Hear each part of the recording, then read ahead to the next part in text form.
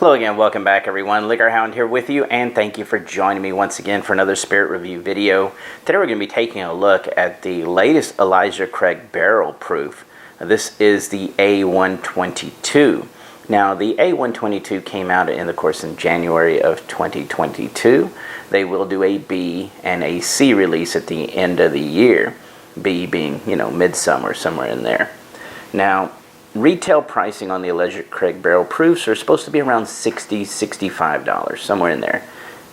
You're lucky if you're going to see them on the shelves for that. Typically, I've seen them somewhere between $70 and $125. It is what it is. It is a barrel proof product, so what you're getting, every drop of this is exactly as it comes out of the barrel. There is no water added to it. They are still age stated on the side label, tells you they are 12 years old, to whereas the standard Elijah Craig small batch uses a blend of bourbons somewhere between 8 and 12. They dropped the age statement a long time ago. Both that small batch and this barrel proof still use the exact same mash bill of 78% corn, the 10% rye, and the 12% barley. Let's see, what else to know? I don't review each and every one of the Elijah Craig barrel proofs. A lot of times I get to taste them and I'll kind of be like, is this really something that I need to be out seeking? I'll be honest, a lot of times the answer is, no, I'm okay. And so I'll kind of just let it ride and I don't shoot a review on it. Now, there have been some really good ones, along the way. 2019 was a pretty good year. 2018, it's okay, it's good. 2020 started having some issues. 2021, again, I thought was having some really bad issues for the A121.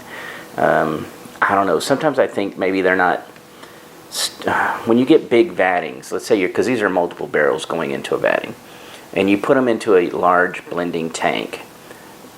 If you let that sit, because it sometimes takes time to get all these barrels together and dump them into a tank, it may take multiple days.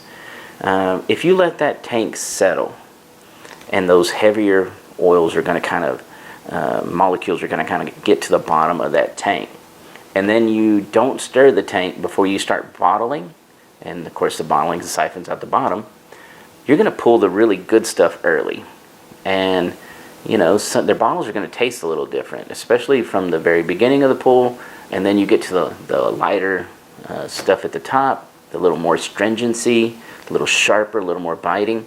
So if you don't stir the tank, your bottles are going to tend to progress that way. So you might end up getting a bottle from the end of the tank, and it's just very aggressive and doesn't taste well. A bottle that comes to mind that I know that happened to had to be Buffalo Trace Stag Jr. Batch 10, because some of those were phenomenal and some of those were not good. And it's not a corking situation where a cork's gone bad or maybe the bottle's laid on its side for a while. It's not that. They just tasted like they were different batches, and the only conclusion I could come up with is they're not stirring these massive tanks. Now, maybe it's a logistical problem, but regardless, I've seen it happen. So in some of the Elijah Craig barrel proofs, I think I've seen that happen as well, particularly A121. But with enough time, even that A121 kind of got better. It just needed to be at about this level, past that shoulder, and it needed to be left alone for months. And then it finally kind of came around a little bit. But for this A122, we're looking at 120.8 proof, so it's not even as big as some of the really big Elijah Craigs. Of course, we had Batch 6 way back in the day, squatty bottle. That one was amazing.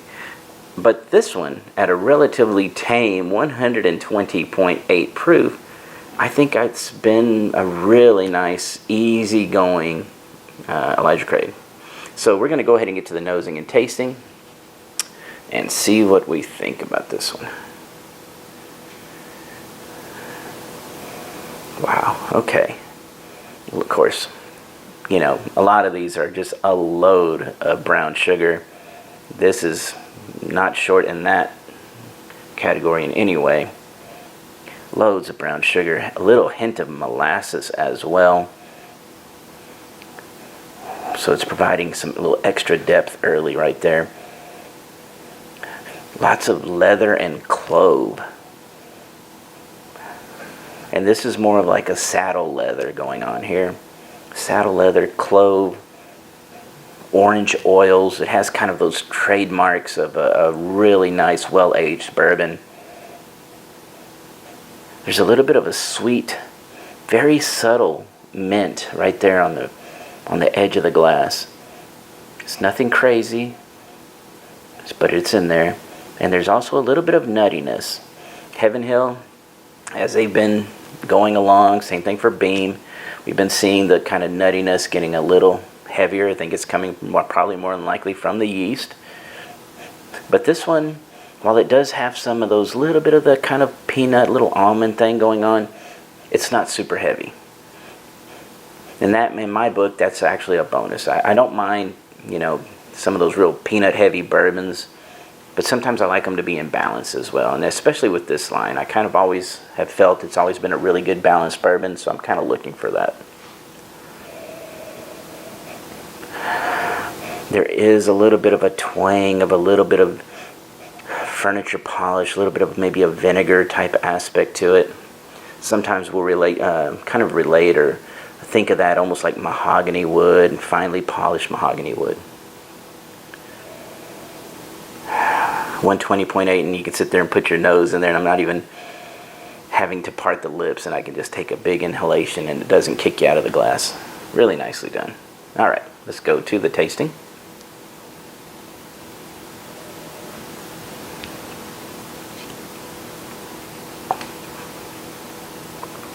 Oh yeah, I mean, it's all that. Just what I described on the nose comes through on the palate.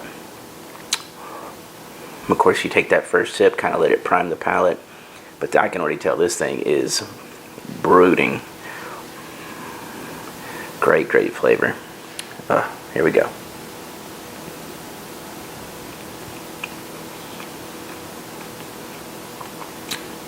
Big heavy, that brown sugar. You do get that peanut a little early. Again, kind of joined with a little bit of almond character, sweet almonds underneath there. Wow. What I'm noticing is the ramp of the cinnamon and the clove. And there's actually more clove than I think even the cinnamon. But it really kind of ramps up onto the mid palate a little later than I was expecting. And then you start going over in the back end, you get nice kind of a medium dark chocolate. So there's some sweetness going on. Kind of starts layering out on the back end. You get this really rich, dense oak in there. But everything's feeling really sweet and rich. I guess rather than sweet and rich, I would almost call it round and rich, because to me it has the sweetness, but it's not an overly sweet whiskey. It's just big and round. You do pick up a little bit of that aged tobacco leaf in here on the back end. The orange oil essence is still going in here as well. So it's very bookish.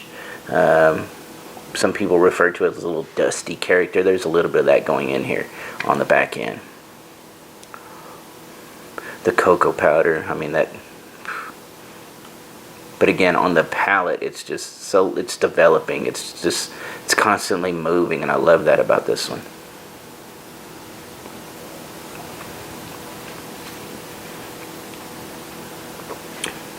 Yeah, so brown sugar, a little bit of that molasses. You get hit with a little bit of peanut. There's a subtle little hint of like a straw element early. It hit and then it got covered up. So I noticed it just now, and then immediately it's covered up by all the everything else that's going on. You do get a little bit of that kind of brandied cherry characteristic in here. Baked apples, that's kind of the fruit component. Maybe a little baked, yeah, brandied cherries, baked apples, and that orange oil, and that's pretty much what you're getting as far as fruit component. I do like that it's joined by the peanut, by the sweet almond, the clove. Love it when it's big on clove for me. Just something I love. And then of course that transition as it starts rolling over the top. And when I say transition, it's not like it's twisting and losing anything from the front. It's actually just developing and evolving into that big kind of heavy medium dark chocolate tone that I mentioned earlier. And of course that kind of rich leather, heavy, dense oak. Yeah, that's a beautiful, beautiful bourbon. I mean, phew. So if you happen to see A122 out there, I'm hoping that this doesn't become what A121 was for me, which is there was bad bottles and some better bottles. So I'm hoping this isn't just one of the great bottles of A122 and you go out there and get one and it's the other end of that spectrum. I'm hoping they're all this good. But, you know, again, price point wise, if you can find it for about $70 to $100, that's where I've seen the majority of them. I think they're worth picking up because, you know, this one's really worth it. But of course, if you like this kind of content and you want to get this information and be able to hunt these bottles quicker, get out there a little early, join me over at patreon.com/LiquorHound. You're going to get these videos 2 weeks early. You're going to get some buying tips that I'll only do for my patrons. And, you know, of course, you get the whole big review library. You get ad-free videos, all that. But anyway, join us over there if you can. If not, I appreciate each and every one of you here on YouTube. Keep leaving all those great comments. I'll get to them just as soon as I can. Everyone have a great day, and cheers.